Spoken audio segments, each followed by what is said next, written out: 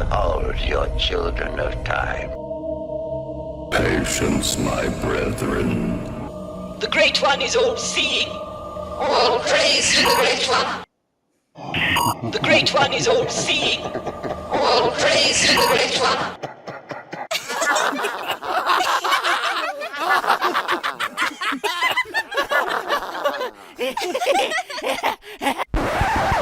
Only puppets, you know, for children. Yeah, you still have to work with them. Welcome again to our Children of Time show when, well, like some tin pot toy maker, I gather my toys, the under 35 panelists found in every depressed corner of Doctor Who fandom, to discuss the latest and the worst and maybe the highlights and the best of this era of Doctor Who. Today's no different, with a discussion on whether we are close to a breakup between Russell T Davies and the BBC, in the light of co-streaming interest, and with the talk of the Teletubbies Doctor Who being a presence on our TV screens for more episodes than our main show. You do worry about RTD's influence and ideas. I learned a few tidbits, by the way, down at Utopia 2025 in Milton Keynes, where we had Benjamin Cook from the present Bad Wolf team in attendance, as well as some of the Doctor Who alumni. More of which maybe later. I'll try and tease out a few things I learned. But definitely there's a few saloons there in the making this week, I tell you what. So, stick with us on that one. So, I have the Children of Time creche set up, ready to roll. And as you know, that's my satirical take on RTD's proud boast that Doctor Who was the top drama for the under 35s. Did anyone tell Disney? Anyway, Teacher Brendan, did you know, is in the Children of Time creche now, so let's check the credentials of all these Who fans, their name and their age, and are they allowed to be in this creche anymore? Have they aged so far? But of course, they may get one version of me, Barusa Brendan, they may get Childcatcher Brendan, trying to kind of, round them up, and they might have me trying to soothe their ills and angst. Last week, they were quite underwhelmed, weren't they? They were down in the dumps last week. So let's get the Children of Time playing in the creche. And let's get the first one on. Let's see where he is. Let's go to Belfast. Hi, Ryan. Well, what's the crack? My name's Ryan, 31, from Belfast, freshly masturbated, caffeinated, ready to go. He was just telling me before the stream which show he really wanted to be on, and it was the one with Disparu when we mentioned You Know What and RTD. Yeah, I seen that clip and I was like, if there was one show I should have been on the last week, it should have been that one, because last week's one was a bit depressing. I think we were all a bit burned out last week. Yes, we needed some pick me up, and it wasn't available, was it? That was the thing. That was a snag. And so we've gone across the Irish Sea to Belfast, and let's go across the big pond now, the Atlantic, to somewhere in Wisconsin to see Sonny. Howdy, howdy, Captain Sonny Waffles, age 27. I've been really up on Doctor Who, watching a lot of Patrick Troughton, Wheel in Space, The Abominables, War Games. I'm on episode 6. All great. Having so much fun. Let's see if RTD can knock me down. Well, the weekend I had, there was a lot of Patrick Troughton talk. David Troughton, his son, who was in Curse of Peladon, and Midnight was there. Wendy Padbury, Fraser Hines. So there was a lot of lovely talk about Patrick Troughton and lots of lovely stories, as you can imagine. I noticed you said the number 27. You've moved up from 26, haven't you? I think I said 27. I think I was always 27, or am I 26? No, I'm 27. Oh, he lied on his application, everybody. He did. Oh, heck, hold on. I might have to review all proceedings from now on.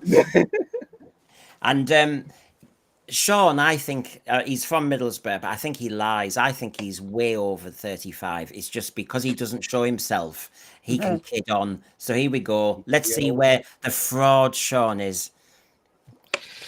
Do you know what, Brendan? I keep wondering why you keep gathering enemies in this Doctor Who sphere, and I think, oh, what a shame. He's a nice bloke who's just bumped into a few wrong-uns. No, he's not. He's a shithouse. Thank you. Welcome, everybody. Speaking of the Teletubbies right at the start, I'm a little bit worried. I don't think anybody needs to see Russell's tubby custard. Bang! Strap in and strap on. We're off. Oh Welcome God, back, he's people. alright. Oh, do you know? I might regret. I might think, oh, last week they were quiet, but maybe controllable. Yeah, no, Fred, yes, we're going full on this week. Who cares? Yeah, I'm gonna be struck off. I can tell. Anyway, they're all assembled. I can tell because here we go.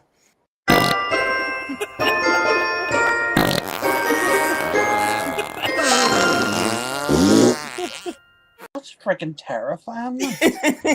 Well, there you go.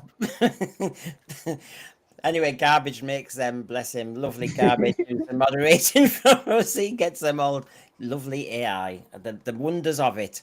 But Sean, let's cheer us up. Not Sean. I always do this every week just because there's 4 letters in the name and they're both fairly Irish names, aren't they? Look, Ryan, your good old work with your crew, and you've done a lot of extras and bits and bobs. You've shown us, well, somebody you now own as a pet. Yes. I got keeping Ruben the Rootin'. I was able to make a little bit of a deal with Chris, and he's now mine. So that's another little bit for my museum. So he's got a pet, as in Ruben. We saw obviously your Cybercraft last week or the week before, and of course this week. What do you want to show us from your extras? Well, I'm very proud of this because we somehow managed to sneak a toy into Doctor Who, which is this. Right. So it is literally just a slightly modified character options TARDIS that we used for a couple of shots at the beginning of the greatest show in the galaxy. Now, I think there was meant to be a few more shots of it. I know we filmed a lot of shots for it, but I think only 1 or 2 maybe made it in. But the story behind it pretty much was we had already stopped filming. I think this is maybe about 3 weeks after we thought, you know what, it's done. And then Chris rang me one morning. I was actually still in bed, like a lazy shit. I was still in bed, and he rings me, and he's like, can you get a TARDIS done? And I was like, for when? He's like, we need it in like 3 days. And I'm like, that ain't happening. And I was like, it's not going to happen. But what I do, I said, if you got any of the toys we could try and muck around with, and I was like, well, I do have a spare character options one here. So, got it, repainted it, rejigged the roof slightly, and we changed over the signs. Now, under close inspection, it's not accurate. You know what I mean? Like if we would have had, like, to be really honest with you, if I would have had time, I probably would have just bought one of Jamie Bates's kits and just built that instead. But we were under massive time constraints, so we ended up just doing what we done. And then when we were filmed it in AC's house, we literally just put it on a pole, on a hook, just rammed a hook into the bottom of it on a bit of string, and just basically went like that and just filmed it. And this is very simple. You showed us a bit of the video. I'll try. It goes larger on this screen, but I'll show everybody what you mean.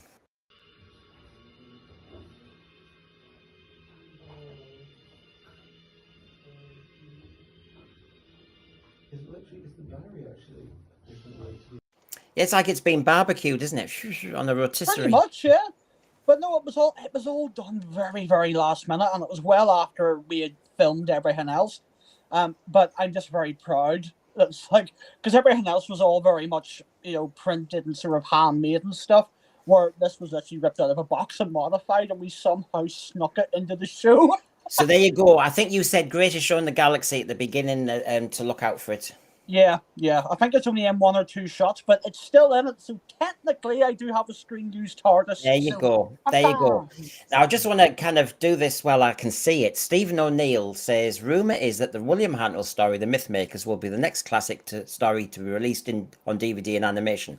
I was at the event in Milton Keynes, Utopia 2025, when they had a 60s panel and they were being interviewed. And the lady, I've forgotten her name, it's gone out of my head. She was in The Mythmakers as Cassandra or somebody like that. And she was just talking. And the bloke asked her a question. And she said, I think I've done some work for it and all the rest of it. But people surmised And everybody joked and said, "Oh gosh, is the next animation Mythmakers?" And she kind of said, "Oh, I don't know. I've not heard anything." And then everybody else was saying, "Oh, hold on a minute. We're adding two and two and making five." I get back from the Milton Keynes and I notice that people have tweeted out that it's confirmed that it's Mythmakers.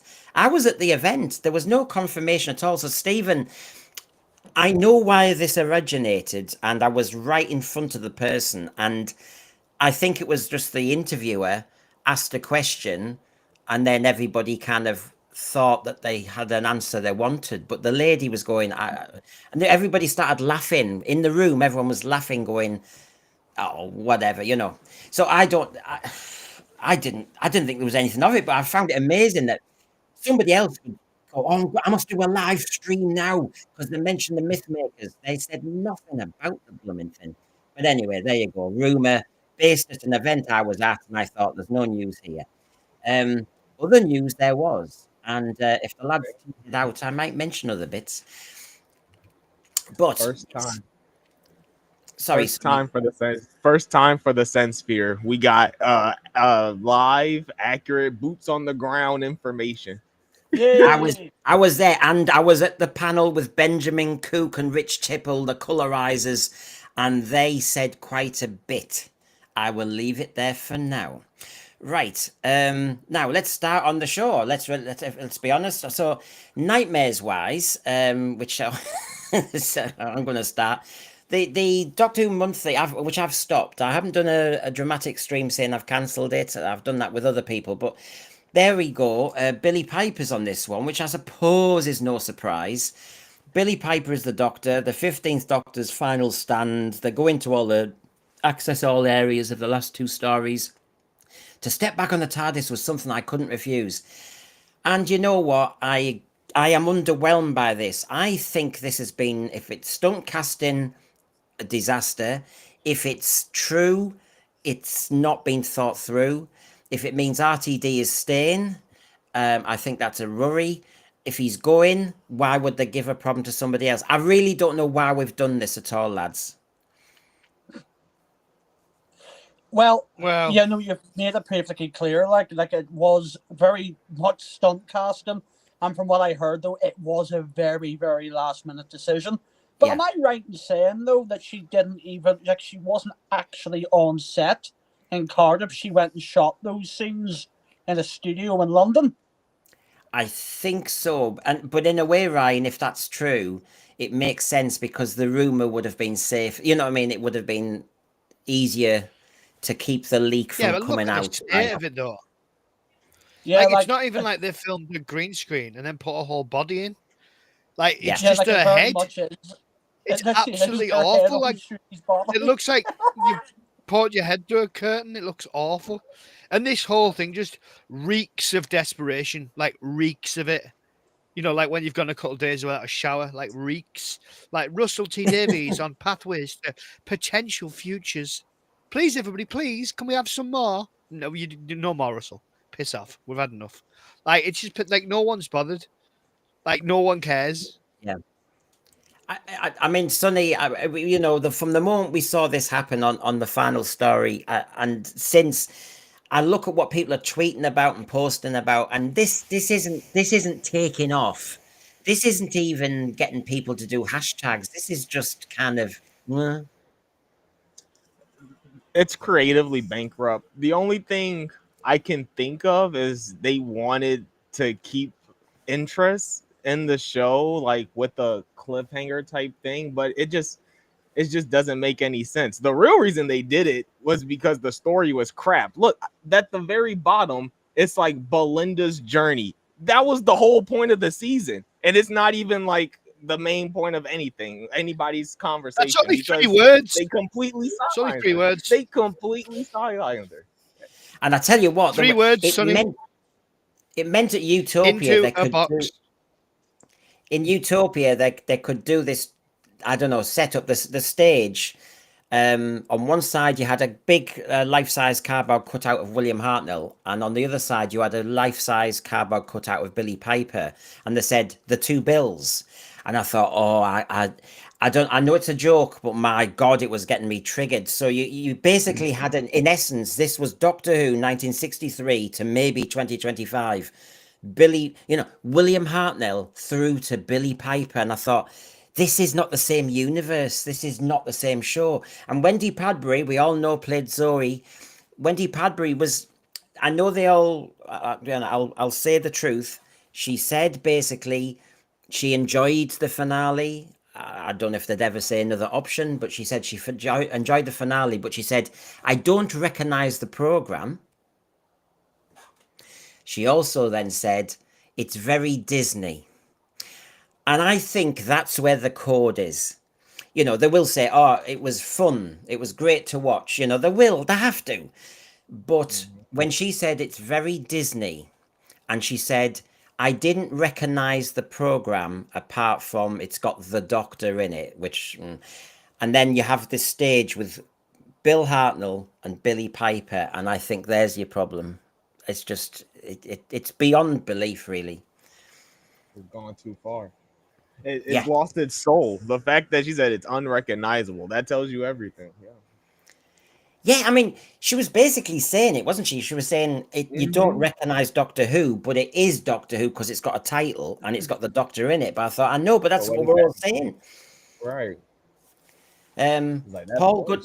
Thank you very much, Paul. RTD should watch podcasts, get the message and go. Oh, I've got more. Don't worry, I've got more. Because Benjamin Cook's panel was quite an interesting one, I'll be honest with you. But thank you for that. And because you've started the Shonky Chats up running, I'll show you this straight away. A new piece of footage from Hootopia.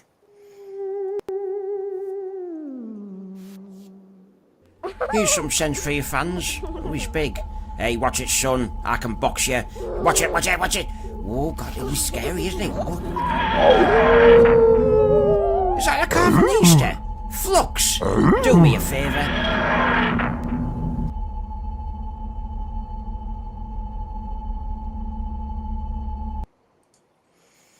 There we go. So there's the first one. Thanks to Garbage again. I think he put the AI in, and he says, I don't know where that kid came from, so we used him. I mean, whatever. But go on, start, John. Yeah, no, it's fine. It's fine. Okay. Well, that was good. That was promising. So, knowing what he thought RTD, and remember, the thumbnail tonight is all about, the BBC and RTD. Are the grumblings there? We all know what he said about Davros. We know how he feels about that wheelchair, a life support system. I know how I feel about Davros, like many people. That first moment with Genesis of the Daleks, I was talking to the other day to my mum, and she remembers that moment that my back straightened and I leaned into her as a little kid. And that first moment you saw him, these are key moments, and for him to talk about what he does. So the reason I'm showing you this and the relevance of it is this, that Brendan, you were 27, man. A kid. You were 27. And well, yeah, this is the reason. Russell Davies was asked at a recent convention if he had any plans to return the Cybermen. He said, no, absolutely not. I think we need to leave them in the past. I loved them as a kid, but society's come a long way. Bionic augmented parts have long been associated with evil in science fiction, and we have to be better than that. Plenty of people using hearing aids, pacemakers and bionic limbs, and we need to stop this negative association. So no, the Cybermen won't be coming back. We'll be focusing on new villains that don't do any harm to humanities. Now, is that a parody? Is that a parody? He doesn't come to many conventions, does he? He didn't actually say that, really, did he? Let's hope it's a parody, because you think, for God's sake, I mean, I do have footage of what he did really say. So this is definite. So give us a moment.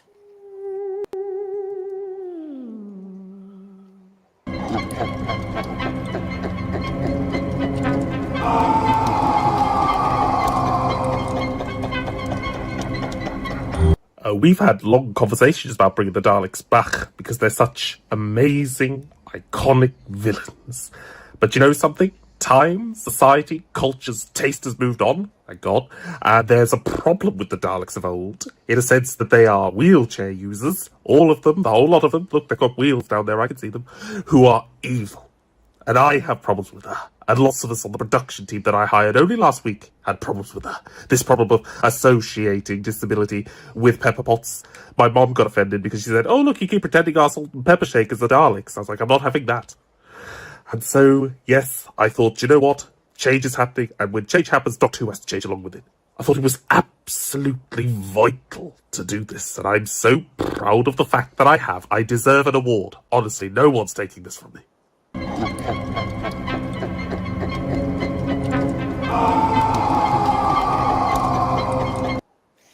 So, whether it's true or not, lads, the thing is, it's beyond parody now, isn't it, Ryan? I mean, honestly, he could have said this.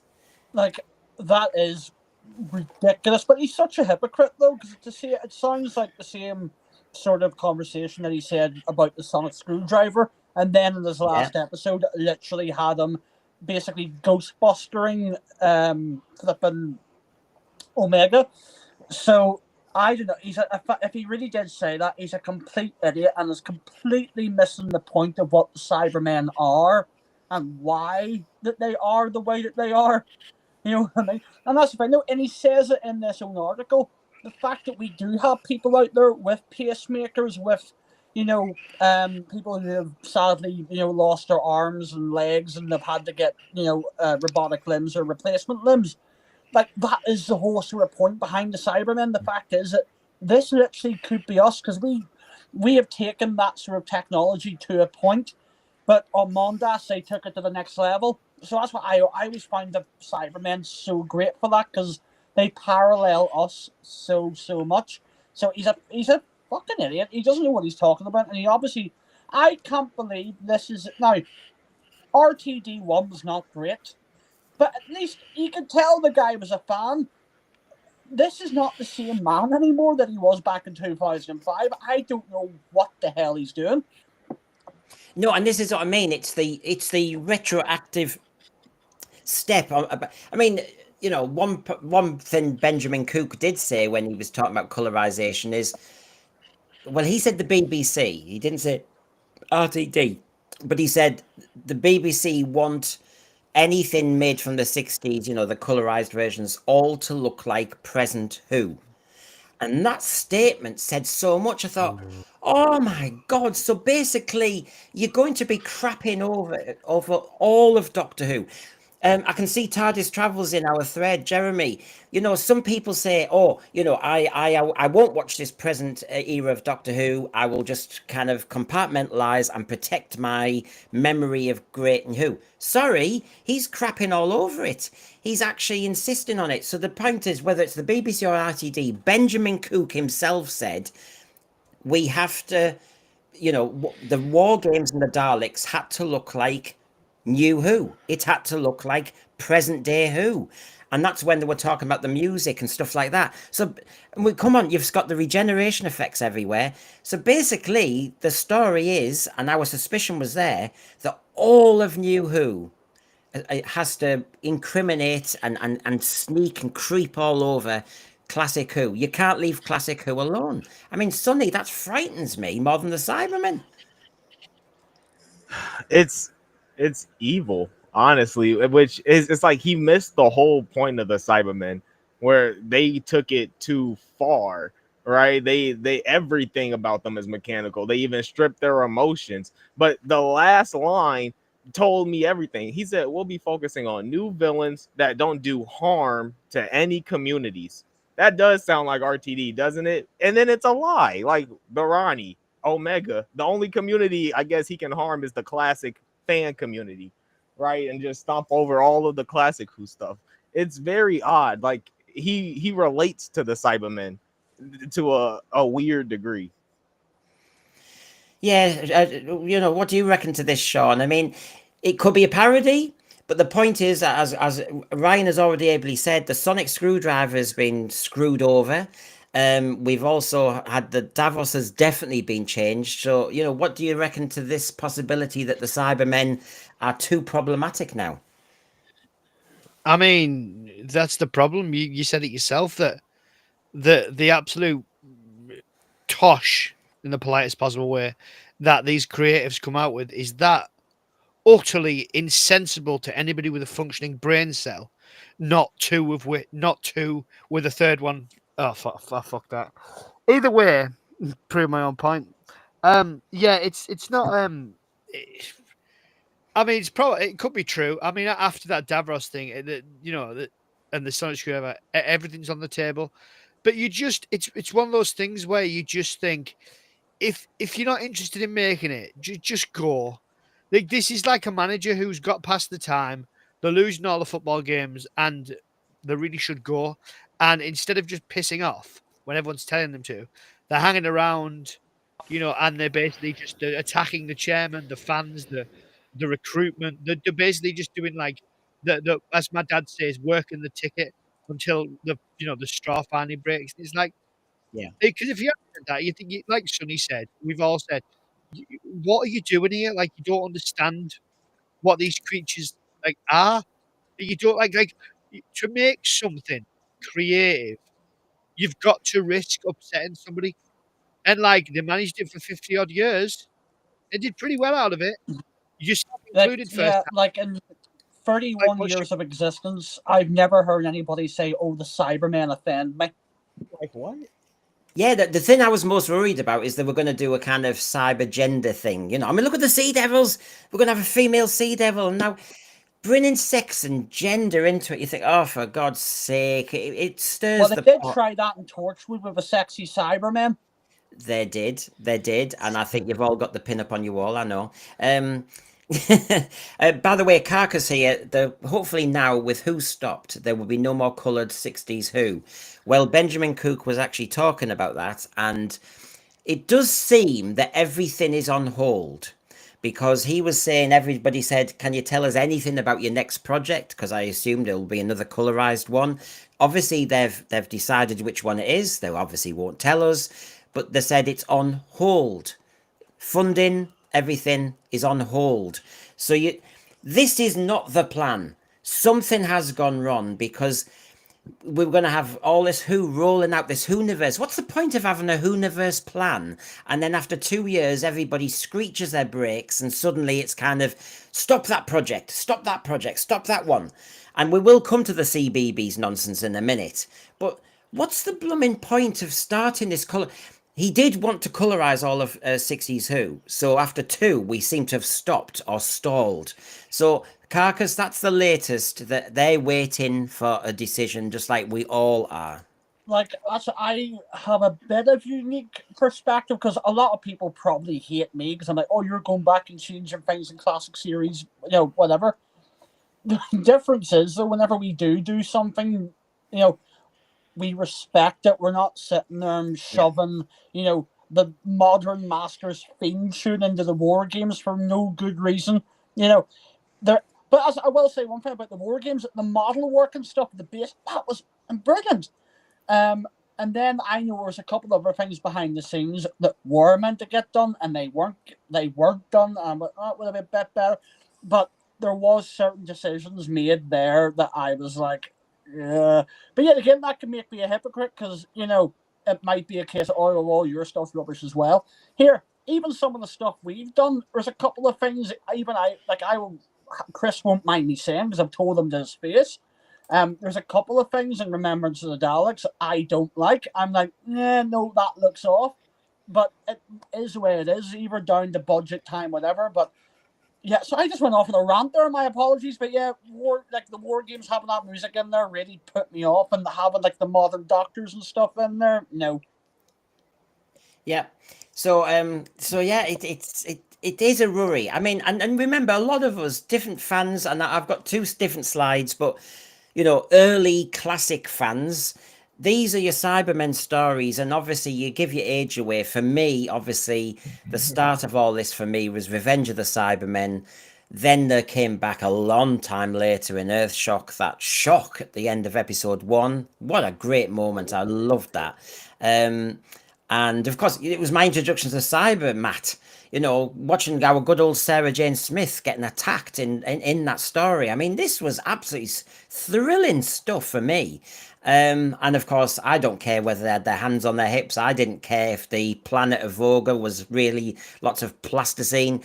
I loved this story. And it was my introduction to the Cybermen. This will be an amazing spectacle. And then, of course, we had the Earth shock, and then, of course, we had the great battle sequence in the Five Doctors. That's my hinterland as a Doctor Who fan. We're all different ages, and I'll show you some of the later ones in a minute. But, you know, to suddenly say we're going to crap all over this, and to suddenly say we can't revisit this, to suddenly say these are maybe an embarrassment to people who've got artificial limbs and all the rest of it, parody or not, you know it is. You can't accept the Davros change and then have the Cybermen in the same universe. I honestly don't think you can you? It's just, you know what? None We'll of it see makes what any happens. sense. But you know what? I have no doubt the Cybermen and the Daleks will be back, but it won't be for a while, and it won't be under Russell T Davies. Yeah. Farsight, the point of the Cybermen is that they're warning to people of what can go wrong. The trouble is, they're being misused. I mean, I agree. I don't want any of our creatures back. I adore the Sea Devils. You all know I do. But I don't want them back because I know what they're going to do to them. And I'm seeing the pictures. I'm thinking, ugh. Well, the problem with the Sea Devils and the Silurians, basically every time they show up, it's the same story over and over again. Yeah. They're one note, yeah. Yeah, so well. and then for those of you who are younger, and that's you lot, there's the times you've seen the Cybermen since. Do you know what? There is an argument that they've been overused. There really is. Yeah, in New Who. Yeah. In Classic Who, they were a lot more of a surprise. Like every time I see a story, I'm like, there's a Cyberman in that story. It's always a surprise. In New Who, you're kind of like, it's par for the course. Yeah. I will give New Who credit for one thing though. The season 10 finale, number one, it's one of my favorite Cybermen stories, and I think it's probably my joint favorite new series finale with season 1. New Who does a good job at tying in things, I think, because that tied in the Master, it tied in the Bill Potts stuff, and Bill was suffering the whole season until the very last story. Then it was like, okay, she's kind of cool. Yeah, we're just gonna blow a hole in your chest now. Which was, to be fair, that was fucking ballsy just to do that at the start of the episode. I was like, fuck, okay, I didn't see that coming. Well, it was even better than that. I mean, you know, we had to wait 4 episodes to kill off Adric, and even then you didn't see it. Damn. But I mean, God, so early on in the story to see the companion. And then she has to wait for years and years and years. Yeah. And then just as the Doctor finally gets her, she's turned into a Cyberman. Like, it was like that. It was such a kick in the balls in such a good way. And then when she walks out, it's like, I don't know. It was a bit. They'd already done it with Clara and the Dalek. It felt a little bit like Moffat was starting to play his greatest hits a little bit. If it ain't broke, don't fix it. No, I know. I really, and the whole sequence with the hitting the button, he's like pain. I was like, this is scary. This is creepy. It was. I think it's actually one of the few stories that Doctor Who has sort of harkened back to. Sort of, it felt almost like a classic series sort of episode. Like, I mean, like the vibe was there of like a classic story, if you know what I mean. But anyways, it helped that the plot was actually sci-fi related. Like, what was holding the Doctor back was an actual like time problem, you know, that was keeping him from Bill. So like the plot actually made sense, and that helps when I actually thought that was a really cool concept, that the one end and this end is 2 different time zones. I thought that was quite cool. Okay, Sean, do you want to come in? Yeah, I mean, obviously the Cybermen coming in Age of Steel and the other one was I loved that 2-part. I thought it was great. I loved the whole slight parallel world thing they had. I mean, I didn't realize how much they'd overused the parallel world stuff, but I loved that whole aspect of it and getting to see them, and the way that it slowly unraveled. The Doctor trying to figure out what the hell this was, and they used, although it looks ancient now, the Bluetooth headphones and that, like but it could, you could take it a step further. Technology's gone even further. So you like, I love that bit where the Doctor goes to the window and he's trying to figure out what it is, and then you see them like emerge. They're not out of the mist, but they're coming to focus, and I loved all that stuff. I watched. I said the other week that I watched Doomsday and the Army of Ghosts back for the first time in years, and I absolutely loved the meeting of the Daleks and the Cybermen. Were just like, because the Daleks just couldn't give two hoots like about the Cybermen. The Cybermen come along, they're like, I think they're all that, and then the Daleks are just like, this is not war, it's pest control, and you're like, yes, just it's class. I loved it, absolutely loved it. No, I do quite enjoy the Age of Steel two-parter myself, to be fair. Like, it's a really cool take on the Cybermen, obviously the whole parallel thing. For me personally, though, I think they used that Cybermen, like that design stuff, and the whole parallel that went on for a bit too long. Because I don't really think it was until, like, Matt Smith's era, really, that we sort of got back into sort of our universe Cybermen, but then they looked the same as the parallel world ones. It was, And then you got the Nightmare in Silver, which was interesting. That effect when it was like the Matrix, and they could. I know it was interesting because they are, robotic in one way. This scene here, which was still in the David Tennant era, this I think would have caused scares for kids. That it's the Darth Vader. You see the helmet go on. It's that kind of, and you can see the slicing. I mean, not bad. You've got screaming. They had that scene, didn't they, with the woman? Was she called Sally or something? Anyway, who was getting married, and they were sneaking into the base, weren't they, underneath the Zeppelins and stuff, and they had to shock one of them. And then, like, they found out it was the woman, like, I'm getting married tomorrow, and it was like, oh my, like, it was that real horrifying moment that they did a couple of times in New Who. It's better in older Who, to be honest, that horror element of it. But like, you watched it and you're like, this is sick. This is really the only other time I remember feeling like that was when, was it Danny, who was Clara's boyfriend? He got turned into one, and they had that weird makeup effect where they like stretched your face. That makes me feel uncomfortable to watch. I really don't like that effect, but that's a good effect because it makes me. Oh, sorry, go on ahead. No, I was done, mate. Go on, Ryan. Go on, Ryan.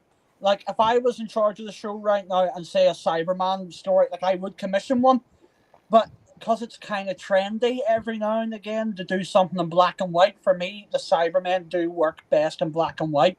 If I was doing a season of Doctor Who of a Cyberman story in the middle of it, I would film it in black and white and show it in black and white. Well, isn't it? Well, I'm taking what your point, because having seen the Tomb of the Cybermen, I thought, whoa, gosh, I can imagine what a different feeling it would have been then. And so maybe the colorizations being paused might be kind of helpful for that, because I did think, well, that's a 4-parter, but garbage. The thing is, if it's going to be, I heard it might be Tomb of the Cybermen, but I'm like, but does it really, like, that doesn't need to be colorized? Because realistic, like, the only colors you're probably going to see is blues, silvers, and whites. Yeah. And actually, Rich Tipple did say that because it was a similar vibe apparently in the Daleks one. He said there were just loads of blues and greys, and he said so in the end they had to New Who it up, and that's why you get more colors like in the movie. The whole point of that's the thing. We didn't need that though, because we have the movie. Because that was the whole point of the movie. It was like, okay, you love Daleks. Okay, well, come and see them on the big screen in color. We don't need a colorization of the Daleks. Just go and watch the movie. Yeah, garbage here. I like. Oh, go on, I'll just do this and I'll come to you, Sean, right? Garbage, I like the Nightmare in Silver, apart from the fast-running Cybermen. Sidequest nerds, hello. My kids were never scared of the Cybermen until the 12th Doctor's finale with the pain, which is what we were saying. I defy anyone to watch that and not think, oh my God, that's creeping me out. Sean, what were you going to say? What was I going to say? I don't know. It'll come back to me. Oh, no, yeah, that's what it was. Am I the only one who I'm not a fan of colorizing things? I don't think that. I mean, don't get me wrong. If it's like the Steptoe Son episode where they play snooker and it was originally filmed in color, but they lost the original color, and if they've fine. But it's when they go back and colorize things that were never in color. So they go back and colorize like Laurel and Hardy films and stuff like that, and you think you don't need to. Like they Well, exist in their yeah, original color. Like Ryan said, sometimes they made them certain ways because certain colors wouldn't show up very well on black and white, so they had to change like colors of things, and like they had to put like milk in water and stuff to make it show up. And like Singing in the Rain with Gene Kelly, they put milk in the water because you can't see it otherwise, and stuff like that. So they did things that now, like, you just think, no, leave it as it is, because what are you doing it for? Like, if you're doing it, like, there's a difference between going in and taking, I don't know, the Dalek Invasion of Earth and going, right, we're going to HD it up, we're going to restore it, we're going to make it the best color, the best like looking, the best like sound, original sound that we've got. We're going to really like restore it. Than there is going in because with your big jackboots and like colorizing it and because slapdashing you on shit on it. I know, but I mean, because I've heard them and we've all read the interviews, they were saying that the whole premise is you're trying to reach a different audience. I'm as challenged. Well, that's Even the what Doctor comp, Who's for. even Doctor Who should be even for. the com. Hold on, even the compare was saying, who was interviewing them, that the colorization overall, okay, you either like it or you don't. It's you want it in its authentic or you want it colorized, and you're intrigued. But the editing is a different issue, and that was the one that had the rumblings in the audience and stuff like that.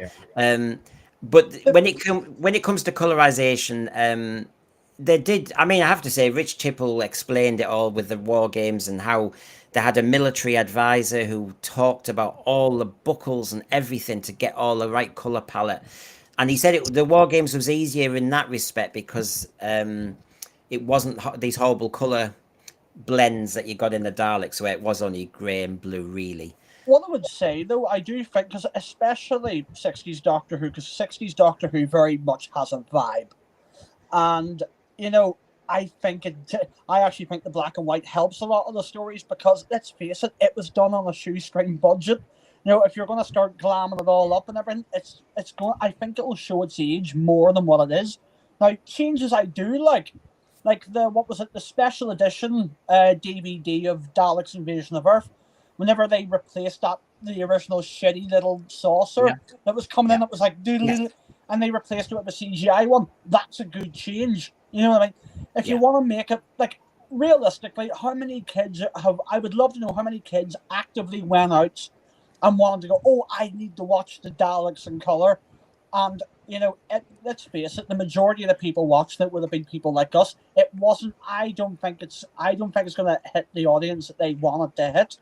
And realistically, if a kid really gets into Doctor Who the same way, that any of us did, like what Sonny's doing right now, he's very much in it. What's he doing? He's going back himself and seeking out those episodes. You know what I mean? That's what they're gonna do. Yeah, but this is. I mean, I just need to remind myself that part of the discussion tonight is, has RTD any future at the BBC and Doctor Who, and that's partly to do with move on.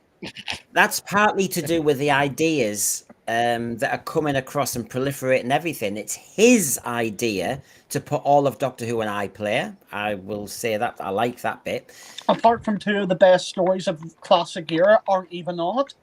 Well, exactly, and there's a reason, isn't there? There's a fight over rights, isn't there? But Siege of Doom isn't on it. Terror of the Zygons isn't on it, and I'm like, what's the point? Yeah, and then of course he's got ideas for this colorization. He's got ideas, and so this is the problem. Is it working for the BBC? You can see here, this is how the Cybermen come across. The Phantom Piper, that was my great introduction to Cybermen, really. This is how horrific they could be. I mean, in one of the Cybermen Panini specials, they looked at some of the designs they could have done. And you think, God, the body horror thing, really, please, instead of the clunky androids that they've turned into. You know what? Like, you know what? I do think, like, this is the thing. If Doctor Who maybe would have grew with its audience a little bit more, we maybe could have got to the point where maybe we could have had stuff that. But yet again, what's wrong with having just a little bit of scary on something that's happening at 7 o'clock, on a Saturday evening? That was the whole. Like, you hear stories over and over and over again, like older people going, "Oh, I remember Doctor Who scared me so much as a kid." Not bring that back. Now you look at it and go, kids aren't going to be scared of any of this. Give them the body horror, give them the monsters. That's what Doctor Who's all about. Yeah, and there's interesting points here. Stephen Braddock, I can take what you say. I'm just relaying the news. I can understand they've just sat there thinking this through with the Daleks, lots of greys and blues. He says, comparing the existing colour photos of the Daleks to the colourised version, it is way too colourful, which really affects the atmosphere. It's sci-fi, and sometimes Genesis of the Daleks, I have to say, although it was in colour, is quite gritty. There's only so many colour palettes in that. You even have battle grey Daleks, and I think it's better for it. Yeah, definitely. And yet again, probably a lot of like imagine a very bright, colourful version of Genesis of the Daleks. It wouldn't work. No. It just wouldn't work. Duncan, the Funky Evans, does say War Games in colour makes the cool Sidrak controls look exactly what they were, fridge magnets. Yep, that's the danger of colour, I have to say, if you do that. Alfie Jack, good to see you. And thank you very much. New Who needs complete retconning now. Screw RTD. Short and sweet, and we'll have to give you a Who Pet cheer for that. So thank you very much.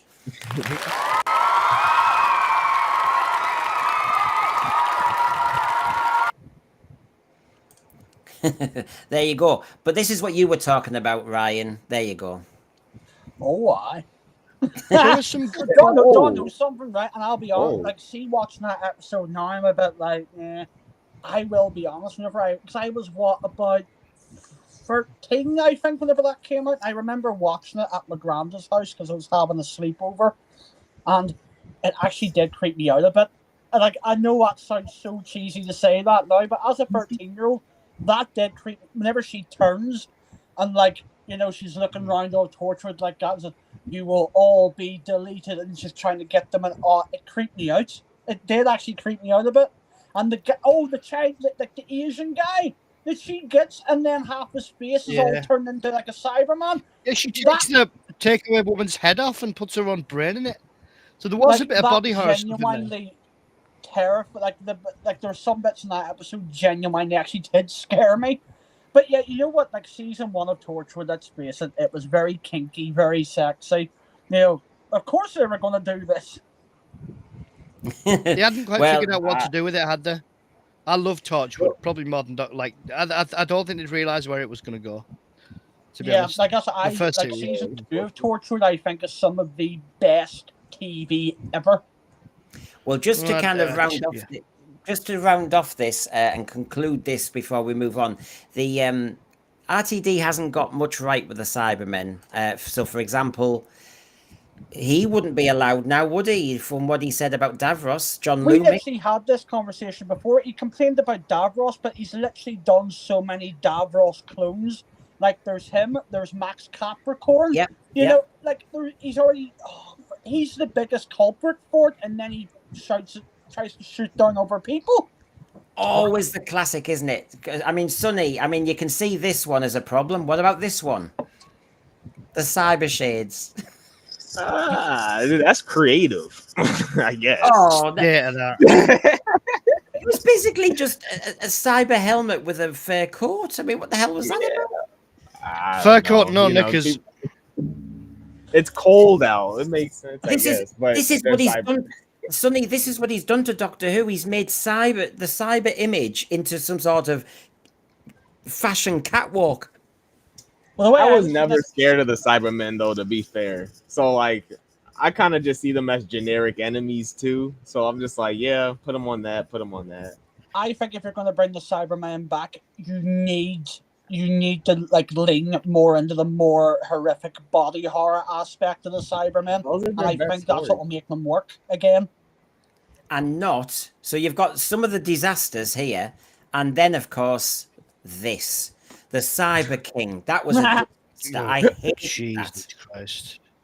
That was only there to prove a point, though, wasn't it? It was only there to prove a point. Do you remember? Because you got to the it's an awful episode all around that one, but it was only to prove like a point halfway through the series following it, where the Doctor all of a sudden was like, "Oh, hang on, things have been getting taken out of history for a while. I saw a Cyber King trample all over Victorian London, and no one remembers it." And it was a poor one, that one. CGI, his obsession with CGI, his obsession with the magnitude, instead of telling a scary story in the back streets of Ripper London. Come on, man.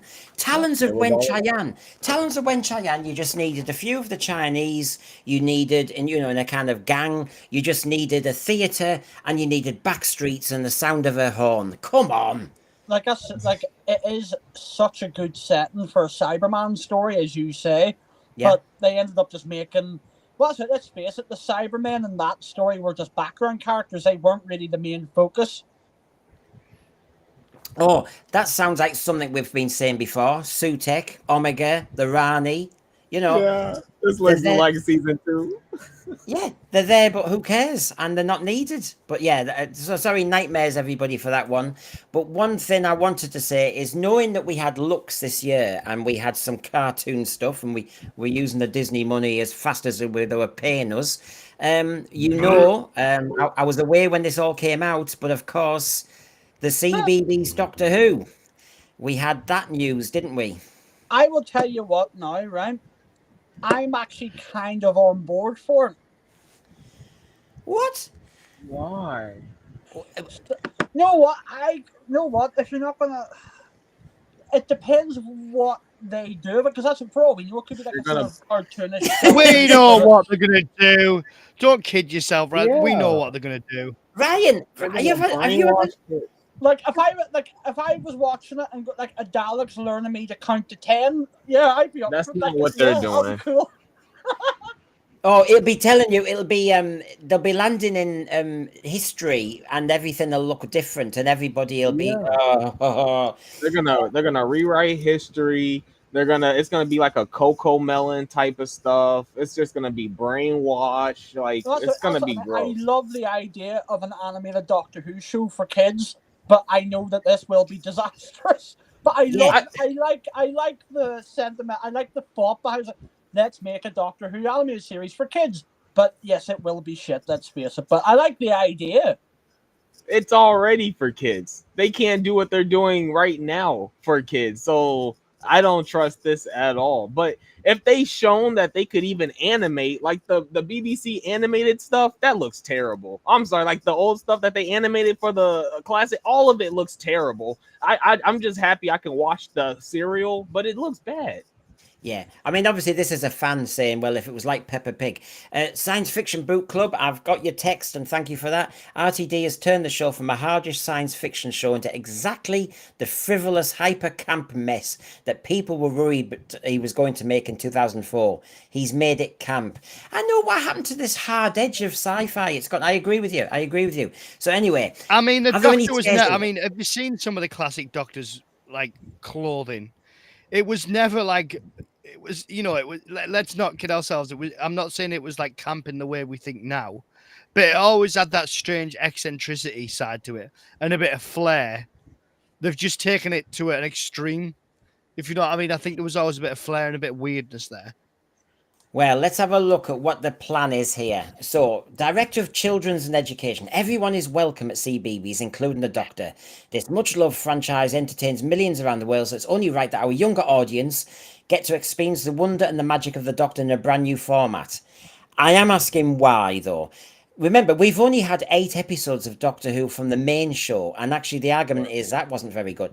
This is an extremely exciting opportunity, and we're looking forward to welcoming companies to pitch. Now, this is the key, lads, isn't it? Which is, well, what are they going to pitch? So they are shown, if you want to pitch for this show, they're told, we are keen to retain the following attributes. Do you know what? I find this so ironic. We Doctor Who fans want to retain quite a few attributes that RTD has ditched. But anyway, here we go. RTD would like us to keep The Doctor is hugely intelligent. He only goes for men. No, sorry, I've made that. So the Doctor. Well, no, you're not wrong these days. Yeah, the Doctor is hugely intelligent. He's very picky who he has sex with. Sorry, the Doctor is hugely intelligent. He doesn't want to make his sonic screwdriver look like any sex toy. Sorry, the Doctor is hugely intelligent. He doesn't dress just to be superficial diva. I mean, yeah, hello. Especially, listen, lads. It says the Doctor is intelligent, especially with scientific knowledge. Excuse me. In this last series, magic, timey-wimey.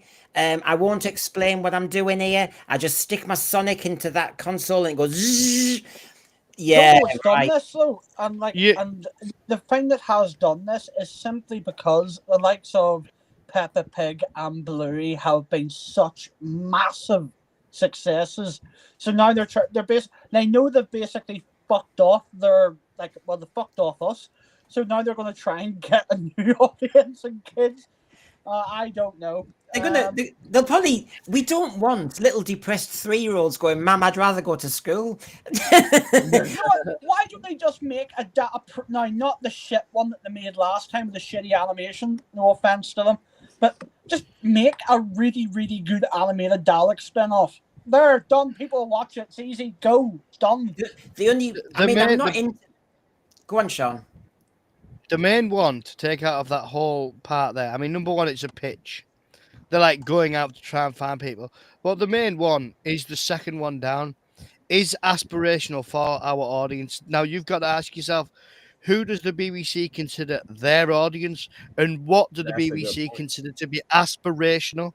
Now, I'm not commenting because you know, but you've got to ask yourself, like all the other points, spot on, that one.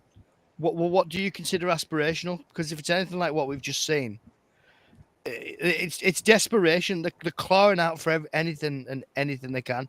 No one's going to watch this. You know what I would do, honest to God? Like, if I was... Because I'm sure some people at the BBC is bound to have seen it. Like, excuse me, if they want to make something animated, which would be great for everybody...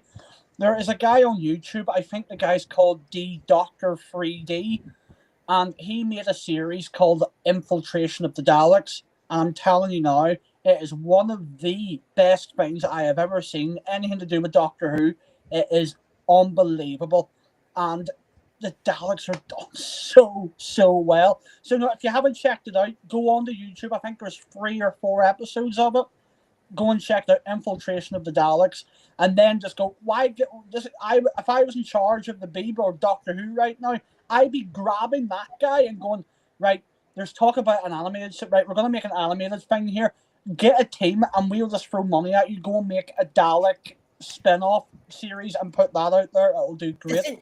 The thing is, I'm confused by is I thought we were short of money. I thought we needed Disney. Okay, we don't need Disney. Now they've decided there is plenty of intent and money in the BBC wanting to keep the Doctor Who going. But this is RTD. RTD, instead of thinking, can we have 20 episodes of main show Doctor Who a year, he's actually going, oh, I'd love animation. I'd love a spin-off. I'd love that. Stop it, mate. He's running before he can walk, and he's not doing the hard yards. As Scarbage says here, forget CBBS. These points should have been in the main show. And this is the problem. It's I know you're saying you agree with most of these points, but we didn't see them in the main show. I mean, for example, it says he's a strong moral compass. What, you mean getting his rocks off with some space alien while your 19-year-old companion is about to be murdered? Yeah, strong moral compass. Who is in charge of this? Is Russell T Davies overseeing this or not? Well, yes, he's the mastermind to everything. He's the. I wouldn't be so sure. The way things are at the minute, and then this news comes out, I wouldn't be surprised if Russell T Davies isn't anywhere near this. And if I'm being quite honest. Right, okay. I'll say is while he's in situ, that's the problem. He has set these up. He has set the BBC with ideas, and the BBC, whether he's there or not, will carry these through. It's like, if we sack a football manager, we keep the team that he maybe bought. So the point is, Oh, RTD, we're going to have to separate. You're too toxic now, but we like your animation idea and we'll carry on. I'm just saying we haven't got the main show sorted, and the moral compass I have not seen. I've mentioned Rogue, but I didn't see a moral compass in Dot and Bubble trying to give white supremacists their own planet as a little trophy. There's I two. wonder if are they gonna basically do it like it's an existing Doctor? Are they gonna come up with something completely new? Is it gonna be like a new Doctor for this cartoon? Oh No, God! they're gonna do what they're doing. Well, I mean, Or are they down just there. gonna have like a different Doctor every episode? They can do that. It's not too. really It's worries just me. a lot of random one-offs. Go on, Sean. not really worries me. When you watch, I don't have any kids, but I've got nephews and nieces, and when you watch like these shows, like the animated Mr. Bean or Peppa Pig or In the Night Garden, any of the above, Bluey's quite good actually. But for me, like Bluey's great. when you're watching them, they always have like a little lesson behind them. Whether they were like when we were younger, it was Thomas the Tank, or when Brendan was younger, it was Hector's House, stuff like that. You know, when you kind of sorry, you know, when you kind of when you that's harsh. You know, when you kind of you watch these programs, and for me, like they always have like a very important message to children, whether on but like messaging in a good way, whether it's about being kind or about like learning to work as a team or stuff like that. Like that's a really intrinsic part of shows like Mr. Ben. Pick any that you want. So you've got to look at like what are they? What will we've seen modern Doctor Who, and it's a disaster. So what are they going to be? What on earth could this be? It raises all sorts of questions in my head. I think this is the danger with our society at the moment. For example, we are all just humans, men and women. I won't go any further. But the point is, you know how everything gets split into pieces, dividing us all up. The target audience is just whether anybody sits and watches. You shouldn't be saying our target audience is people under 35 with a gender that's kind of, fluid and with an inclination to dress up and do cosplay. No, stop it. You just want a big audience, end of. And I think, how come I was watching Doctor Who when I was 3, but I now need to see CBBC Doctor Who? Take a look at yourself, RTD. We were good enough for the main show. We were trying to just sit there and get scared while you were sat with your mum and dad, and the older generations was also watch it. That's the point. We don't want kids in bedrooms watching CBBS. Do we want to see in the future, lads? You're in a restaurant and those parents get out their kid, aged 2, and they're watching Doctor Who on CBBS instead of, learning how to sit at the table. No, you want them all sat at home watching bloody the main show Doctor Who in the main lounge. That's what you want. Well, I don't want them watching the current iteration of the main show. No, I agree. The new iteration couldn't even beat, as much as I love it and it's get up there, it couldn't even beat Antiques Roadshow. So what chance has this got? Excuse me. What chance has this got? Like, it's absolutely no chance. This is going up against some actually really good kids programs that are absolutely booming. You're going up against YouTube channels like Miss Rachel, stuff like that kids want to watch. Oh, I miss and will Rachel. watch. You've no chance.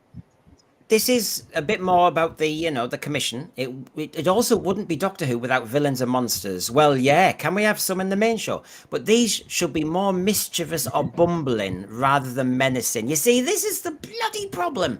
And provide the Doctor with challenges that can be overcome in a non-threatening way. Oh yeah, safe space corner. We are open to your vision of animation style or styles that allow you to bring Doctor Who to life for a younger audience of 4 to 6-year-olds. You mean like we used to anyway, with the Silurians, with Tomb of the Cybermen, with Genesis of the Daleks?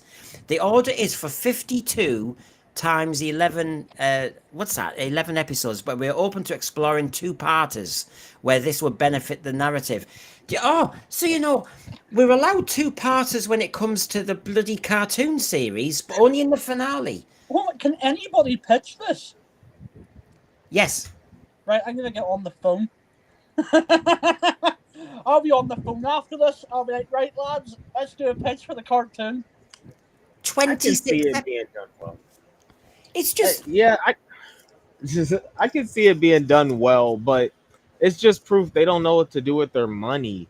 Like they're throwing it here, they're throwing it there, and they can't stick with one thing long enough to make it profitable without bastardizing it. So like it's all an admission that they don't know what they're doing with their money and they can't make what they think they should be making. yeah, I mean, this is I think RTD plots. I'll have Rani, Omega. I'll have Susan. I'll have Poppy, and he gets all these little toys all together and just throws them at the screen. And to be honest, I'm not seeing any great thinking. And we all know our issues with how he delivered both finales of both seasons. This is RTD all over it. We're going to have a spin off with the Sea Devils. We're going to have a main show that does that. We're going to have a Christmas special. We're going to have an animated series. We're going to have this. We're going to have that. We're going to take over the world, darling. But they're all crap. No, what? We'll have a show, right, where the Doctor just binds Miss Rachel in the TARDIS. Sorted. Done. Sorted. Do you know? You've lost your... Do you know? I would. Do you know the only animation studio I would give this to, and I'd give them complete creative control over it. Give it to Aardman. Give it to Aardman Animations. Give them the money. I don't know. Because they're the ones who do Wallace and Gromit, Shaun the Sheep. Give it to them. Oh, I'd love to see Doctor Who in that. That'd be great. But like, can I just... like Plaster scene Doctor Who? Yeah, know what? I could get on board with that. Oh, don't give RTD ideas. Honestly, lads, in that first paragraph, though, control to Aardman. Cut him out of it. Wouldn't you say there's a problem here when it says, so how is it that 4-year-old Brendan could watch the main series when it really did try and scare you with no problem? But nowadays, that first paragraph seems to be saying you have to give the kids a safe space and the monsters can't be menacing. That is not Doctor Who. It's propaganda to make kids weaker. That's what it is. Like, but I hate to push back because I don't believe in it, but it can be done well. And like you can have there's a lot of kids shows that have villains that are like non-menacing without like attacking you like in pure violence, like mischievous or bumbling. Like I think of Cyber Chase, like Hacker. He's like this very tall, intimidating villain, but he doesn't go around punching the kids. He like tries to trap them, or he's trying to like steal something from somebody, and the kids come in and they stop him. Like I can see Doctor Who doing the same thing, and there's a bunch of different set locations that you can do, and you can be really creative with it. I don't believe they're gonna do that. Like if the BBC has their hands on it, I don't believe they're going to be creative with it, but I do think it's possible. Unfortunately, it's possible, but I just think that sorry, Ryan, they just seem to be really dividing the atom when you should be strengthening the main program that was weakened under Chibnall. So Squinty Mint here says this feels like a BBC placeholder because they can't do anything else with the show in the foreseeable. JWC reviews higher. It's an awful idea, just another attempt to keep the IP extent between Billy Who and the cartoon Who. They just don't have a bollocks to do with the show. You know, we can smell the cynicism. We can smell the fact that they're just trying to milk the cow. Sean? Can I try and bring a bit of positivity in? Just let's try. I know it's hard. Let's try and forget what's been done to Doctor Who in the last 10 years. Now, if this came, say, after Capaldi drops to the floor of the TARDIS, for whatever reason, they decide to cancel Doctor Who then. If this was something that they were doing to continue it, like have that continuity till they could rustle up the money to make it live action again. You know, a little bit like what Star Trek, the original series, did with Star Trek, the series 3. You know, where they went to like the drawing, you know, because they could extend the worlds and stuff like that and kept the original cast, you know, the voiceover stuff for the most part. Like if it was being done for that reason, I'd be with it. But like people have said, it feels like they're doing it just to desperately cling onto it. And again, like after all the criticism that people have leveled at it, to now aim it at children, when all along people have moaned or like argued with people like us, going, "Well, it's a kids' show, right? Well, why are you making a kids' show?" I think the whole pitch is getting confused. Think of season 1. Goblin King, Church and Ruby Road. The Goblins to me was a bit babyish, and then add to that Space Babies. To me, it was pitching a lot lower than Doctor Who ever have, and that was the main show. Now, if Space Babies is now seen as highly intellectual, God help this crap. But I actually do think this is actually changing the whole format of Doctor Who. Doctor Who was there to scare the kids or to thrill them. And Stephen Braddock's saying it. I've said it. Loads of us saw Doctor Who, Seeds of Doom, Genesis of the Daleks, Tomb of the Cybermen when we were tots. And that was the whole bloody point. And remember, with my English background, the whole point is you think of Grimm's fairy tales. You think of stories that thrill the kids. Lads, remember the first time you were told an urban myth and you were told about the hitchhiker or the murderer who got out, and we love to be thrilled as kids and scared. Why can't we do that to our kids now?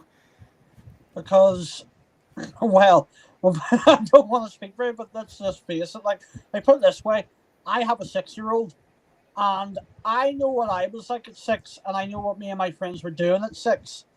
And like, from then to now, it's like, you know what I mean? Let's just say things have changed a lot. I'm sure between your generation, Brendan, and mine, things also changed a lot. You know, let's face it, kids are definitely not as, I don't want to use the word wimpy, because that's not fair, because all kids aren't wimpy. But you know, you can see where I'm going. Like kids are a lot more sensitive now to certain things, I would say. But while I bring Sonny in, I suppose my argument would be, I know what you're saying. I know what you're saying. You're a parent. You've got skin in the game. But I think surely kids have maybe become a little bit more fragile because they're not able to build the resilience because we're not challenging them. I completely agree. I completely agree. I was gonna say they're softer only because we're not exposing them to these type of stories anymore. A lot of parents aren't even like hanging out with their kids anymore. They push it off on public schools. So it gets really tough to build stronger men or stronger kids when you don't pay close enough attention to them and you let them watch Coco Melon, for example, all day. That's like pure brain rot. Yeah. Hey, come on. Stick a kid in front of Seeds of Doom and see somebody being turned into a plant. Brilliant. I mean, but I completely, like, I remember even if I was a kid growing up, like I was watching like My Parents Are Aliens and like Grizzly Tales for gruesome kids and and like Ghost Hunter and stuff and all that, and like you don't get you don't get anything like that anymore. It's all either Bluey or Peppa Pig. X-Files I was signed for as a kid. Terrifies that theme tune as well. Like, I could like one of my favorite best. Like, I still watch it now. Batman the animated series. That is a show that kids and adults can just sit down and love. But you see, to me, Doctor Who's turned into the way RTD's camped it up. He's turned it into that, and I loved it as a kid. You know, the '60s Batman when it was all comic strip. That was such a great show. Yeah, but it had its tongue in cheek. It was made tongue in cheek, wasn't it?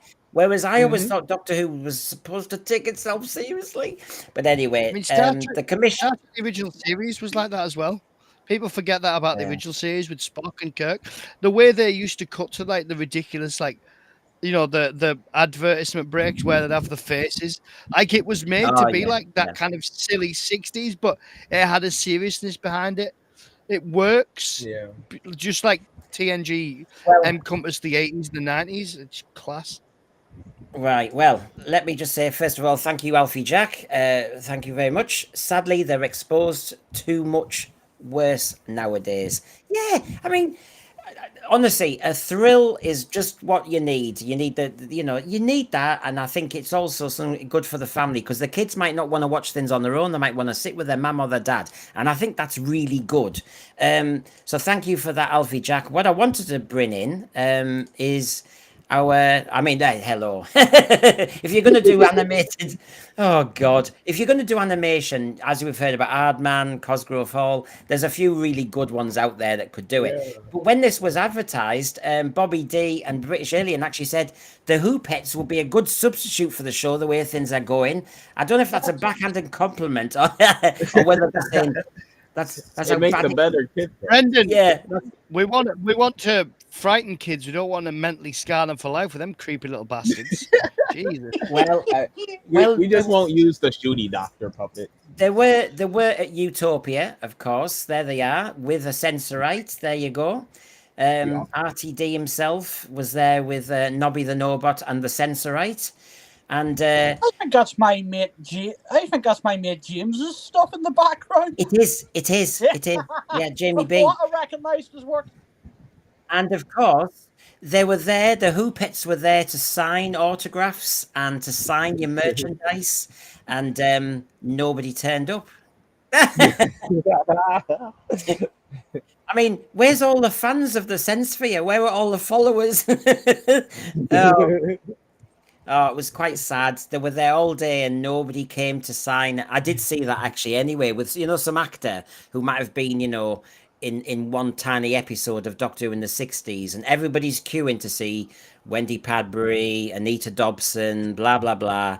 And then this person sat there and I thought, I know, but I don't want to be giving money just to kind of feel sorry for them. So the Who Pets were in good company. We were in company with somebody who was in an episode of The Savages, and we were sat there. They had their pens ready, but nobody wanted them to sign anything. So, sorry, we didn't feel any love at all. Look at the queue, massive queue. Look at that. So, shocking. Well, can somebody actually answer me this question? You know this friggin' piece of shit, The War Between the Land and the Sea, that's coming out? Yeah.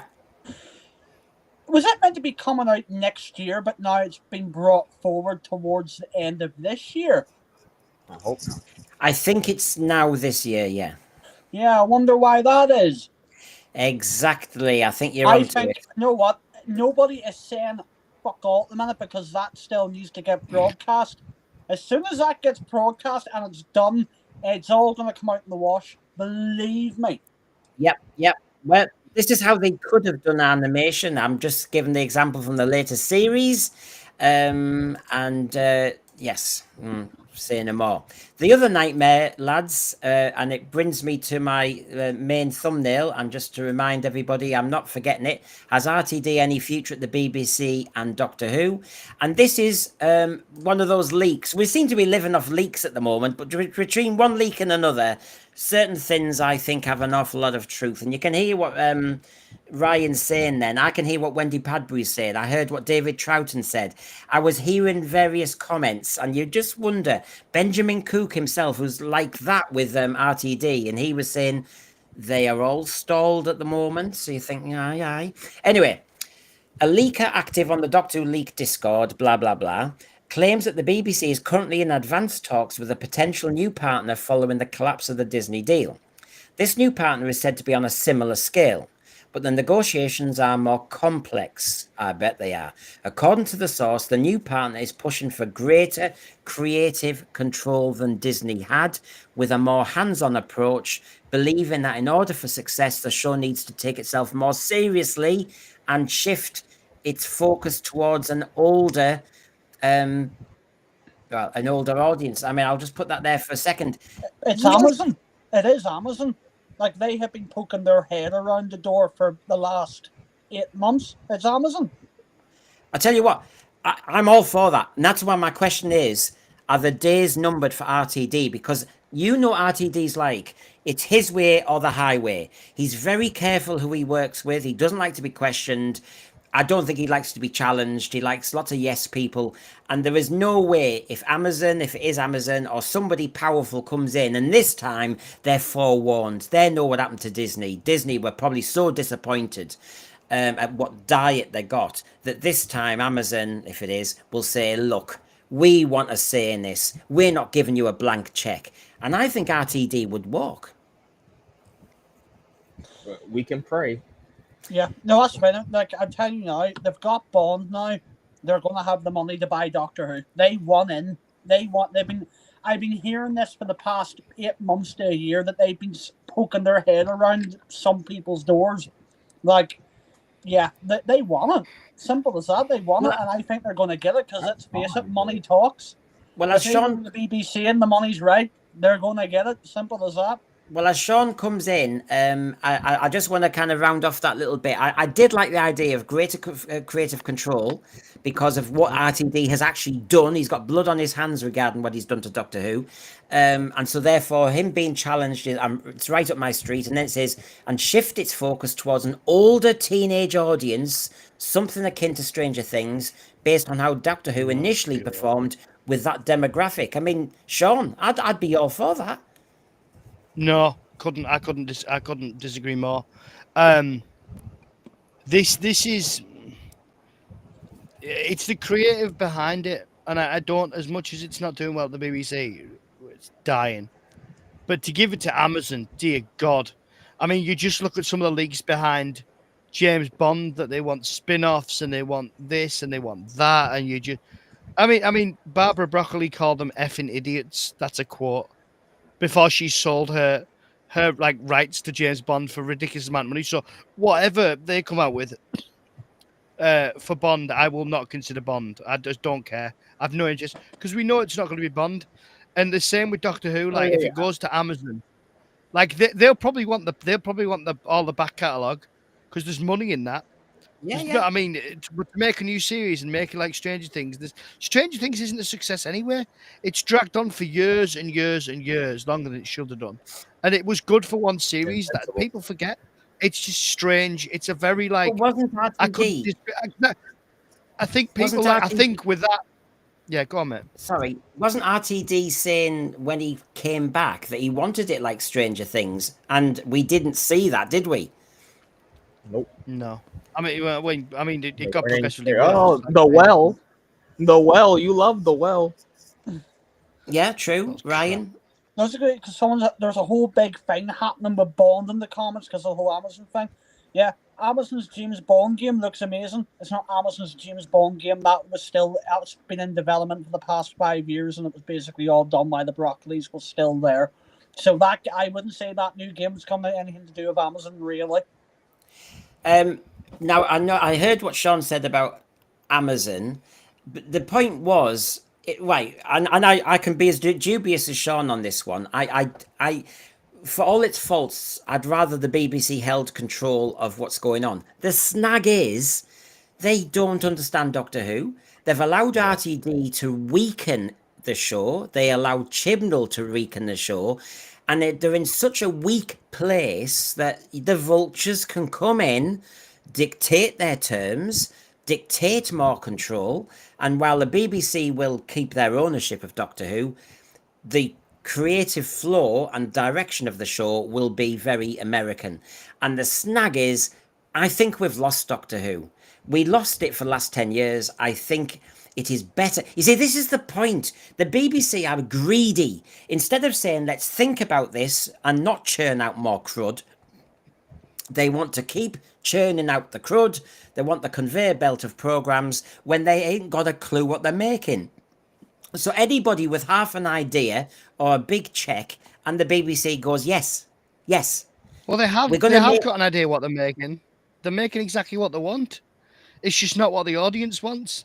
The BBC are making all the shows that they want with all the boxes ticked that they want. They're making, as I've said before, like RTD, excuse me, they're making exactly what they want. Like, this is not, yeah, it's poor, but it's because it's not what we recognise. Giving Doctor Who something quintessentially British, or at least used to be, to an American company, I'm sorry, but no. Same as Bond, no. Keep your mitts off it. Yeah, but I hear what you're saying, and I go along with it to a degree. But hello, the BBC owned it, and the BBC gave it to a Welshman, and he's made it very American. You know, hello, we're going that way anyway. This is the problem. Already. Yeah, I mean, this is it, Sonny. As soon as you want to make Doctor Who global, as soon as you want to make Doctor Who bigger than it ever was, you will dilute it. And if the BBC want to go global and just make money, you will not see recognisable Doctor Who. That is lost. Yeah, you're right. It's already unrecognizable. So at least if you give it to a decent owner who would figure out some good stories, they can make some good stuff. if it is Amazon, Amazon has history of making good programs, and if they really wanted to make money, they'll make Doctor Who good again. So The thing is, I'm they down to give also them. have made some absolute shit. Right. Yeah, So like every program. So what is it? Yeah, let's but have it's a their little own look. programs, though, isn't it? It's their own Let's have programs a that they've made. let's have a let's have a little look at what's going on here. I'm trying to make sure we don't talk over each other. However, Russell T Davies is said to strongly believe that the show's fun, campy, family-friendly tone, the approach taken during the 2005 revival and 2025 season 1 and 2, is the key to its success. Lads, hear what he's just said. Then he believes that the fun, campy, family-friendly tone is the key to its success. No, no, no. No. Oh, Brendan, that was very Thatcher. That It was very Thatcher. I tell you what, you need some bloody, honestly, Thatcher's fun. Britain. Fun? No. Doctor Who wasn't made to be fun. It had fun little tiny moments in it. Camp? No. And family friendly? What, behind the settee? Honestly, does this man understand the program he is in charge of? And of course, of all the times, it's when it's got a big budget. It's when it's going global that he bastardizes it. Do you know what? I'd have loved to have seen what he did with no budget in 1964, and he wouldn't have touched it with a barge pole then. But now it's got power, and it's got influence, and it's got money. He wants to wreck the machine. I can't stand it. It's vandalism. Can't stand it. Let's It's just face it, disrespectful. Doctor Who hasn't been Doctor Who since 2017. Maybe you should just go and move on. Just talk about it something wasn't. else. It wasn't good. It wasn't good in 2017 either. Well, We at look least back it at was that. still We're all- recognisable. Yeah, I'll give you that. But that last series, season 10, is dreadful on the whole. But I mean, it is a No, strange. I wouldn't call it dreadful. Yes. I wouldn't call it Yeah, well, dreadful. awful. No, There was some it's- boring moments, maybe. It was- But I think we're like the damage is already done. We're sifting through the wreckage.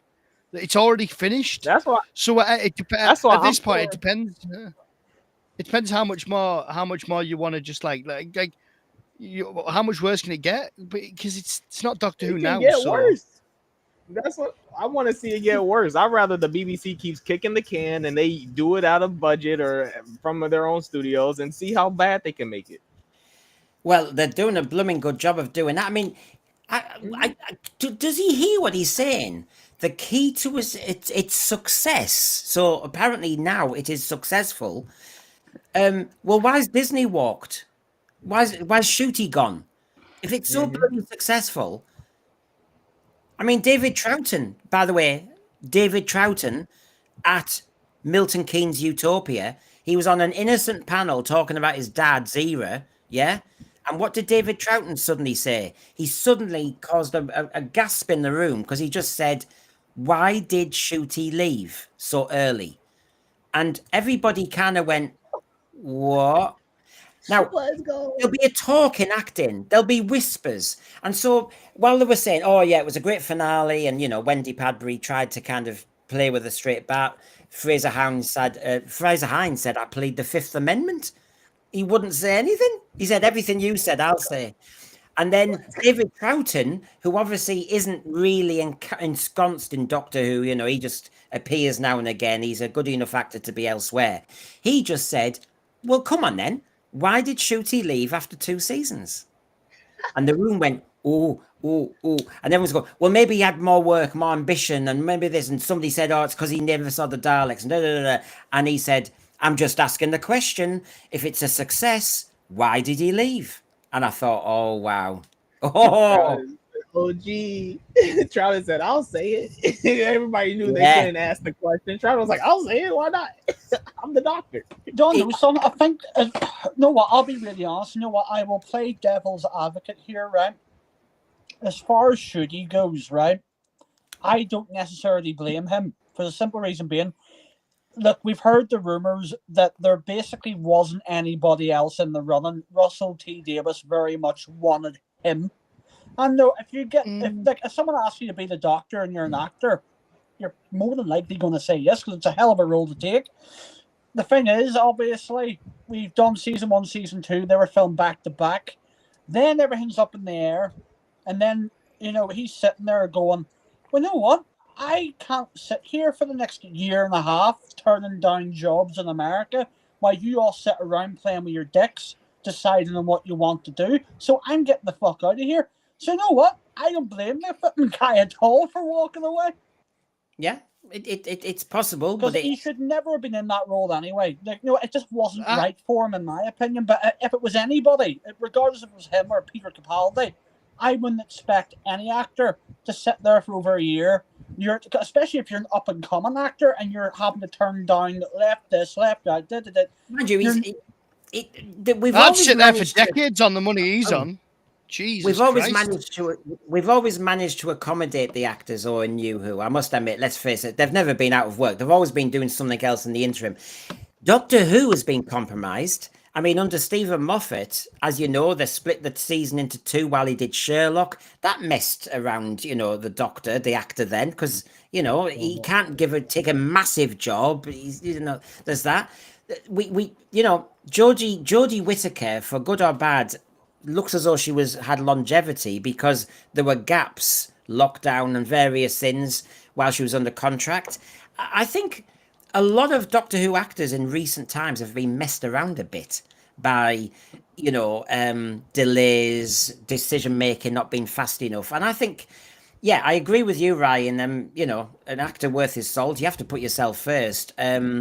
It's also from what I heard, and I don't know if this is true or not. Someone can correct me if this is true or not. I did hear a rumor that he had to turn down some sort of perfume or aftershave advert, and he would have been paid more for that than what he did for the 2 seasons of Doctor Who that he did. Heaven forbid! Oh, my heart bleeds. All those poor NHS nurses. Oh my, bless them. He's having to choose between 5. I mean, do you know? Like for me, he never should have got it. At the end of the day, it's their job. You know what I mean? It's okay for us, any actor. No, yeah, sorry, man. I'm not sitting here, but at the end of the day, it is their job. It's the same with what I do. I just, if I sat here waiting for the next 9 months, hoping that, hopefully I get more Doctor Who work, I wouldn't be doing what I'm doing. I have to do other jobs. Yeah. But if you churned out the same quality in your work that Ncuti showed across 2 series of Doctor Who, you'd never get anybody coming back. You'd never do another season. You'd never do another Doctor. He's been dreadful. He's been absolutely dreadful. And then to attack your audience. He was put into that role and he wasn't right for the role. That doesn't mean that he's not a good actor in other things like Sex Education, but he wasn't right for Doctor Who. Okay, Sonny. It just proves my point. He shouldn't have been there then, because if it was so successful, he wouldn't. And if he was such a great actor, he would be making enough money to stay on Doctor Who. But he wasn't. It wasn't successful. He wasn't acting great, so he had to go somewhere else where he could be successful. And that makes more sense. You're only as good as your script, and the scripts were fucking terrible. Yeah, but Capaldi's even with a good script, Capaldi's scripts weren't great, and also Ryan, it's a different situation. For me, this is not, and I'm not having to go at people who earn more money or less money. I'm not at all, because you work in the industry that you're in. But for me, this isn't like you waiting between jobs. It's not like me waiting between jobs. It's not like Sonny waiting between jobs. It's not like Brendan retired. What a git. It's not like that. It's like this is shooting. He gets paid money. He's not going to run out of money if he has to wait 6 months to a year for Doctor Who. I personally think he's been given the fall guy, but it's not the same. I hope that it's not the same. And if you're going to come out of fans, you've got to expect people to come back at you. And he was he was dreadful. It comes to something when Jodie Whittaker reappears and I go, oh, that's kind of the Doctor. Oh my God. Shows how bad he was. Seriously. I think if you're going to be a doctor, you need to be a really, really good ambassador for the show as well as being the Doctor. He was not a good ambassador for the show. He was more interested in going, oh, look what I'm wearing today. He was not a good ambassador for the show, and I think that's a critical part if you're taking on that role. The only thing I will say is, and I was fascinated when I heard the panel with Benjamin Cook, because he's the closest you get to Bad Wolf at the moment. Do you know what I mean? They're thinking. And, the point is, RTD at the moment officially has so much sway that he's damaging the BBC product that the BBC want to make money from. So their reliance on him is killing what they want as their profit. And they need to make some hard decisions. And remember, lads, we started the show today with the Billy Piper apparent regeneration. Billy Piper, what, the BBC are getting rid of RTD and they've allowed that stunt? I can't believe that, because they could have picked any other stunt. Right. I think I know what they're going to do. They're going to do maybe 1 or 2 specials. You're basically going to have Billy Piper and David Tennant coming back together again, because they think that's the right thing to do and that's what will bring people in. They're going to try and tie that up. You're going to get a couple of specials and then that'll be it. I think we haven't seen the last of Russell T Davies just yet. I think we're maybe going to get another couple of specials and that'll be it. Then it'll be a new regime. He had a 5-year contract, didn't he? So the 5 years isn't up. So it's always a danger. I mean, they can give him gardening leave, but there's apparently was another actor who's been given gardening leave, So the point is, it becomes expensive. Me and Sean know this. We keep sacking Middlesbrough football managers, and you're stacking up all your payments. You can't afford a new manager. I think you hold the BBC to too high a standard in terms of you think they're going to get rid of him because he's losing the money. Like, they're not beholden to him. This is when the BBC need to realise, like I was overjoyed when it went to Bad Wolf. I thought, thank God, get it out away from what it's been under. But it's got worse. So for me, if this was any self-respecting business, they should get rid of him. Get rid of him. Get him gone. And if you have to, leave it alone. But I do agree with Ryan. I do think that just the rumblings we're getting is that there's going to be, they're probably going to bring Tennant back again. That the Billy. This is, I know, it's the only thing they'll do. What a mess.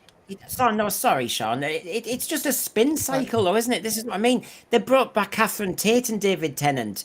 David Tennant is so toxic to so many fans now. It's a shame, but with all the politics and everything, it's like, oh, not again. No, it's not interesting. Catherine Tate coming back, I was interested in, because I always liked the Donny Noble character, but when he brought her back with all that Metacrisis stuff, that was killed. And Billy Piper has already been back a few times, as we know, and each time I'm less interested. Yeah. And so I was so I think phoned in as well. It's people living on yesterday's glories, move forward in all your beliefs and prove, all that. Now, the other thing is, because there's some great stuff here, the potential partner is reportedly already offering a mix of fresh and seasoned creatives. Some with some really great credits, many of who they've worked with before and are enthusiastic about the potential deal and eager to get involved in the show in any way they can, whilst ensuring that the show remains its British identity and core values. However, RTD remains extremely cautious and apprehensive, as he is known, particularly when it comes to Doctor Who, for being highly selective and protective about who he collaborates with and who he allows to write for the show. Juno Dawson, which is a good and bad thing, I suppose. At this stage, both the BBC and Bad Wolf are reportedly backing RTD's vision, but they're also aware of the financial challenges of continuing the show without a major partner. That said, there's apparently a contingency plan in place, which, if necessary, and RTD is said to be thankfully very dedicated to finding a way to make sure the show survives and continues. Oh, the great RTD. I hear what Ryan is saying about, reading the tea leaves, and it's not a happy ship, but, he's not quite finished yet, probably, and all the rest of it. But it does sound as though the BBC, clueless as usual, are going, well, we've got some bids from new people. They say keep it British, but RTD doesn't want to let go, and he's done well in the past. And do you know what? These people are getting paid a stack at the BBC, and they are just sitting on indecision.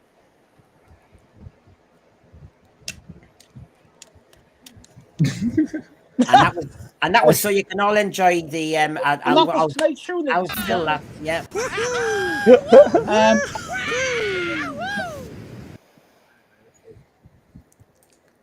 Thought I'll do a bit of that to fill the gap. You know, Brendan running his own show here. This is like, But no, I do think that we haven't seen the last of the wanker, unfortunately. But it is what it is. I'd say they're going to let him try to tie up whatever the hell it was he was trying to do, and then they're going to get Amazon involved.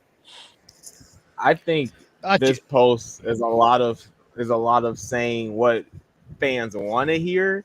I'm not necessarily believing all of it, but I did believe the whole time the BBC had a backup plan, a backup contingency to keep it going. I don't think it's over because it can always get worse, and they need to keep kicking this can. They can't make any more money anywhere else. They gotta kick this can. So, like, for me, I genuinely didn't think it could get worse than what we've seen during the Jodie Whittaker era. Yeah, and I really didn't think it could get worse. And then the last 2 seasons, I was like, oh, this is a new low now. I think what as well we have to face is the fact that at this point, what are you trying to save? It's like having a car that you've loved. You might have had the classic version. You might have had the new version. What you've got left with is one rusty, shit-covered hubcap. That's all you've got left of this car. And you're clean on it. We're going, come on, you could hit the road once more. And at this point, there's nothing there to save. The best thing that could happen is it just ends. End it, let it die, and then hopefully in a few years when people have forgotten or the industry moves on a little bit, that people give me a chance. Like, you know, you let it crack on. Like come back. Like we've said, we keep talking about creatively bankrupt. It's not creatively bankrupt. Morally bankrupt, perhaps, but I don't know. You argue, but the whole idea behind it is like it's not finished. It's not run out of ideas.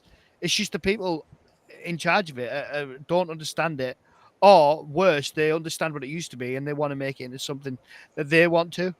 It's just a mess. We're not saving it. There's nothing here worth saving, and I'm sorry to say that, but there's genuinely nothing here worth saving. Just let it go. But media executives, I find them funny in some ways because they sometimes let something go, give it a year or two, a new broom, you know, let things ruminate and you can bring it back. I was shocked the other day to see a Paramount advert for Dexter, a new series of Dexter. And of course, I love Dexter, and now they've got Dexter Resurrection coming. And you think they've had a gap. They've obviously had a think. Now, I don't know if it's going to be any good or not, but you think, yeah, that's what you need. Don't just have Dexter Series 22 while they're trying to think of different ways of doing stuff. Stop, start. You know, so, I mean, we're watching The White Lotus at the moment. That the quality of that production, the quality of that writing, the beauty of it, you know, if you're only going to make 6 episodes, make them beautiful, make them thoughtful, make them striking. We only make 8 a year with Doctor Who, but they're not striking and they're not beautiful. Ben Kirkham here says, I watch interviews with RTD 2005 to 9 and I bloody love him. So clever, so funny, so articulate. I think he regenerated and kept the same face. Russell T. Valliard. Quite right. Jess, who I know you've got a really interesting background, he's putting me right a little bit. The estimated average salary for an executive producer at the BBC is £78,000 per year or £38 per hour. But some professionals have reportedly earned up to £161,000 per year. I wonder who that could be. Mr. Squinty Mint says, I interpreted the Billy stuff as the BBC washing its hands of his era. Well, you can only hope. Alfie Jack is saying, lads, hold on a minute. Amazon deserves a chance. The BBC need to let someone else have a go. Which Sonny seems to agree with too. Somebody deserves a chance. Well, not the Americans. Not the Americans. Whatever, man. Right. Okay. Julianne Goodwin. And ultimately, until RTD is gone, I'm done with the show that they call Doctor Who. Judging by what's out there online, I'm not the only one. RTD needs to go, and sooner the better. This is the problem. While the BBC basically failed to make a decisive decision, you've got people who are saying bye-bye. We're just hemorrhaging views.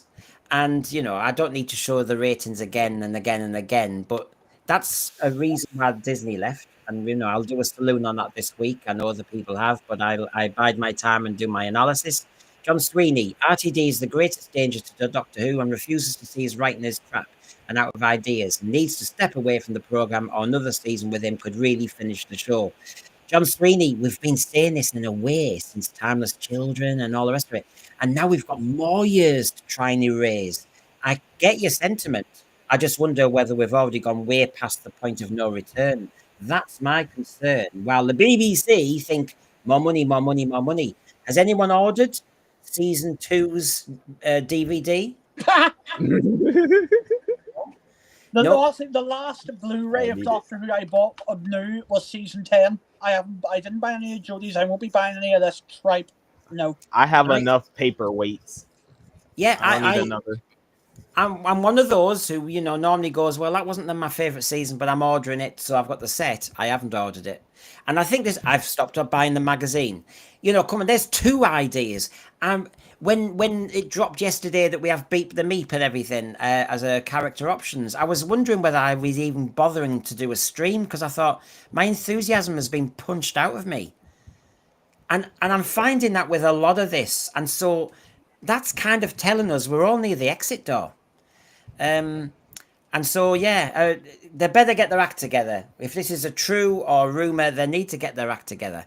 As this tweeter was saying here. So it's a choice between a new streamer bringing in new and enthusiastic creatives and aiming the show to an audience it's most popular with, or RTD continuing whatever and keeping it his friends club while misunderstanding what worked in 2005. I mean, talk about a Hobson's choice. I mean, right. I would personally get the guys from Inside Number 9, because I think they've just finished Inside Number 9. Get them on the Doctor Who. Yeah. At least it would be interesting. Ryan, I'd buy into that, partly because they're Inside Number 9 so dark. Exactly. And actually, I think they're both Doctor Who fans. I think. Yes, they are. They are literally, and they've just finished the last film. They are the perfect. They're right there. Fucking get them. They're not doing anything. Well, one of them was in. Steve Pemberton was in. Silence in the Library. Yeah. As Mr. Lux. Was it Lux? Yeah. I mean, to be fair though, other guy literally is on the cover of the new Big Finish, Planet Crinoid, which is incredible. I think that the choice of the Twitterer there, like that's looking on the positive side of things, like, but you're not, I mean, oh God, I've been burned too many times. We see what's happening all across the board with entertainment. So like, it's a new streamer. That does not guarantee they're going to bring in somebody new. No, doesn't mean they're going to bring in somebody who's creative or understands it. It might just be the same old pap, but by somebody else. Like, how many chances do they want? They've had too many. But that's what I mean. That's what I mean. I do worry, and nothing against the Inside Number 9 team, and I understand exactly what Ryan's saying, because my inclination's that way, especially for the darker. But as soon as I said it and it came out my mouth, and I said they're fans of Doctor Who, I thought, oh, hold on a minute. Familiarity breeds contempt. I worry about people who are Doctor Who fans, because we've seen what Doctor Who fans have done to Doctor Who. I think we need people who have more of a distance from Doctor Who to actually change it and right the ship. I can actually, you know what? I can actually get behind that as well. Maybe I can understand that completely, and I agree with it to a point as well. Like, having really somebody who's just very good at writing sci-fi and understands the core elements of the show wouldn't be a bad thing. And trying to do something new. Because a fan, sadly, it's our inclination. A fan always, they know the shorthand to do an Easter egg, a little kind of, focus on a bloody good show. And I sometimes think we get too much of that kind of fan. Oh, look, we've got Omega there, and all the rest of it. Ben Kirkham, thank you very much. Nice of you. Whose recommendation is K9 for the 17th Doctor. I mean, They've links. What about that? But obviously the Hoopets want to thank you, so here we go.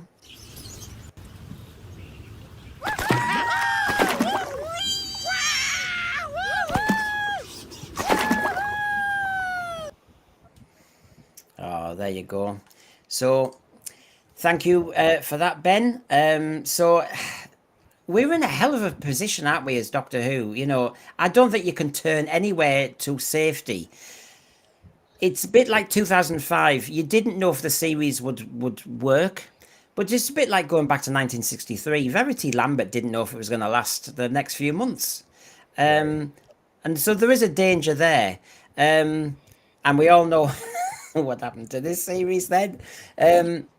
I don't know. I think it's a worrying position. And of course, we've still got the DEI stuff, the inclusivity stuff, the policies there. We've still got the LGBTQ thing going mad.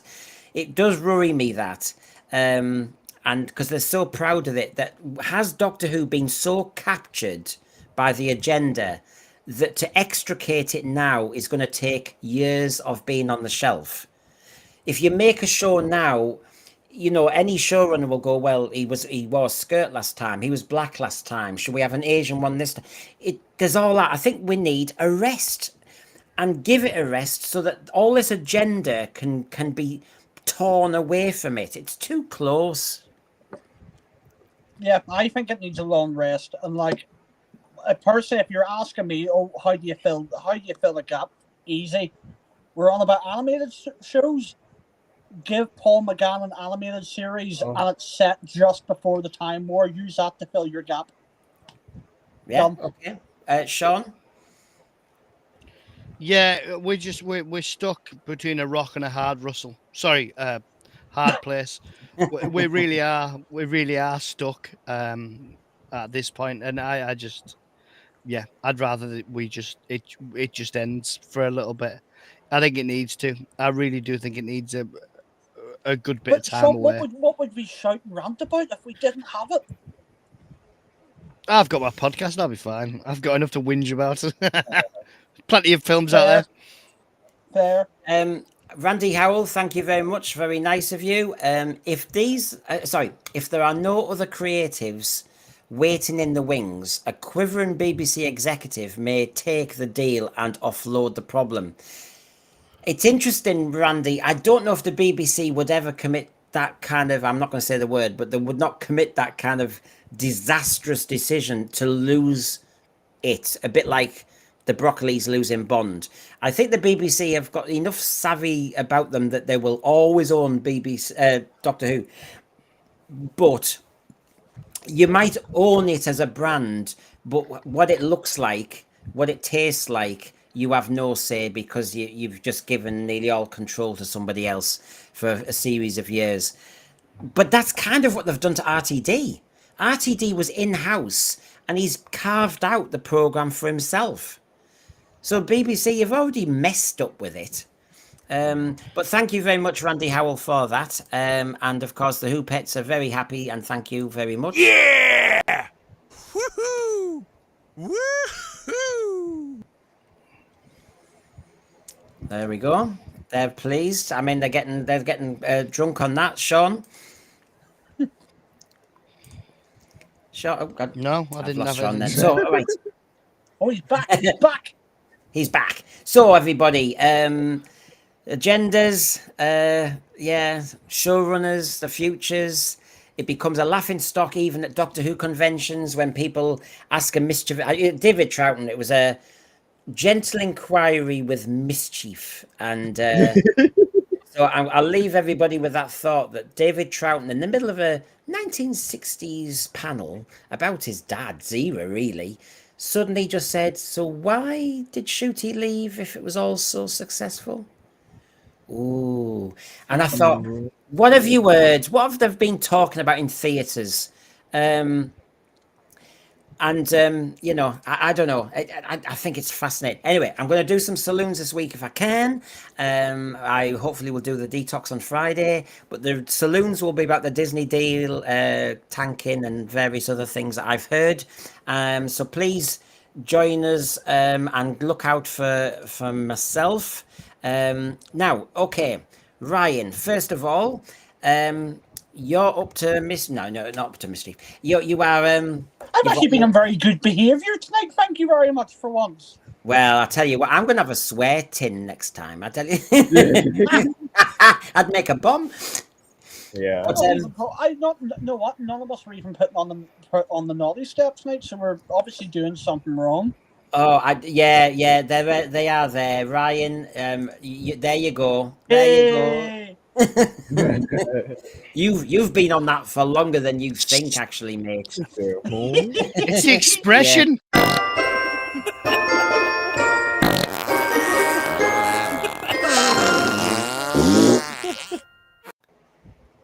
Sorry about that. That was yes, naughty step for many reasons. But Sean, you were going to come in then very quickly, weren't you? What was I? I'm good. Yes, you started speaking. Okay, I'll get talking. So Ryan, I was saying to you, Ryan, do you want to advertise your Oh yes, I'll advertise everything. Well, first off, go and check out Daleks NI. I literally just got our new logo done by the amazing Connor Flanagan, who's Very one good. of our team, who we do all the Doctor Who stuff with. He done me this incredible new logo, and we're sort of it was a project I done years ago, and then life just kind of got in the way. But I'm bringing it back, and we're gonna have the Renegade Dalek, and there's a special weapons Dalek going to be on the way soon. That's exciting. And then obviously the usual, go over and check out Titan Studios 3D. You know, buy some cool models. If you see something online, like if you see something on Doctor Who 3dprinting.com you want done, come and see me. And I did say that. I texted him yesterday after my show about the Beep the Meep, which you can obviously still see out there, folks. There it is. We did give our own little view and thoughts on the 14th Doctor and the Meep. I was texting because obviously Ryan was meant to be on, but something went wrong with the system. But Ryan, I accept Al Dewar has put a CAD, hasn't he? He's put a yes. So if anybody wants it done by me, you know, fair enough. Yeah, sure. Come and talk to me. We'll have a chat. Check us out on Facebook. So there you go, folks, because I have to say that's quite a thought, because if you see my photographs, have a look at the stream, because the photographs of what you could make the escape pod for the Beat the Meat does look fantastic. So thank you, Ryan. Sonny, your channel, if you want to give it a shout out. It's Sunny Waffles SWP, I believe is the channel now. I have a new video coming out. It should be tonight. It's a Doctor Who video. It's talking about one of my favorite Doctor Who YouTubers. That's not the Sensphere. So if you if you like to listen to Cope, and if you like some of that action, you should check into my new video coming out in a couple hours. You know? It's like being invited to somebody's party, and then at the party you're saying, "I've been to better parties." What the hell? No. And we're gonna shit on the other party too while we're at it. Oh, I'm used to it. You know, the Who pits are used to it as well, because we know how popular the Sensphere is, because we felt the love at Milton Keynes. There you go. So, Sean, from Review It Yourself, if you want to give a shout out to your podcasts. Yeah, cheers, Brendan. Yeah, Review It Yourself. You can find it wherever you listen to your podcasts. So the content's not up on YouTube anymore. I wanted to kind of all put it in one place. So yeah, wherever you listen to your podcasts, film reviews mainly.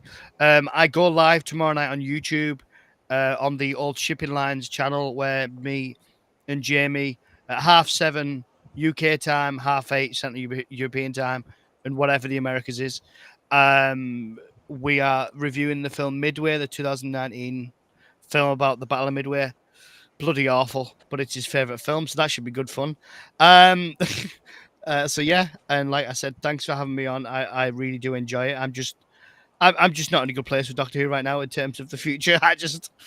I'm really not. Yeah, well, I think, I mean, don't worry, Ryan, I'll come back to you. But I suppose we will be authentic. I think the Children of Time concept has been lively for people over the weeks of season 2. And if we can keep it going, even in a semi-regular way.